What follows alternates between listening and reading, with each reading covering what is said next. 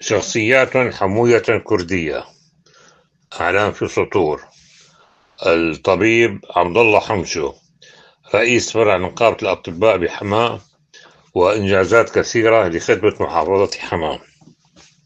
هو عبد الله بن بدر حمشو من مواليد حماة عام 1943. تابع دراسته في حماة وكان من زملائنا الذين حصلوا على شهادة دراسة ثانوية عام 1963 من ثانوية أبو الرشد، والتي كان مقرها سابقا ثانوية السيدة عائشة حاليا. التحق عام 1963 بكلية الطب في جامعة القاهرة ليتخرج عام 1970 طبيبا اختصاصيا بالجراحة العامة. بعد تخرجه عمل في السعودية مع زوجته الطبيبة خيرية العدوي المختصة بالأمراض الجلدية من عام 1971 ل 1976. عاد إلى حماة ليفتتح مشفى الشرق وليعمل بها مع زوجته. انتخب رئيسا لفرع نقابة الأطباء بحماة من عام 1994 ل 2005.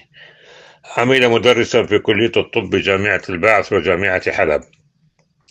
كانت فترة رئاسته لفرع نقابة الأطباء بحماة فترة غنية بالإنجازات التي حصلت على يديه، فقد أدخل إلى مقر فرع النقابة بحماة لأول مرة جهاز رنين مغناطيسي، ثم جهاز تفتيت الحصى، ثم أنشأ مشفى الكحة لأمراض العيون.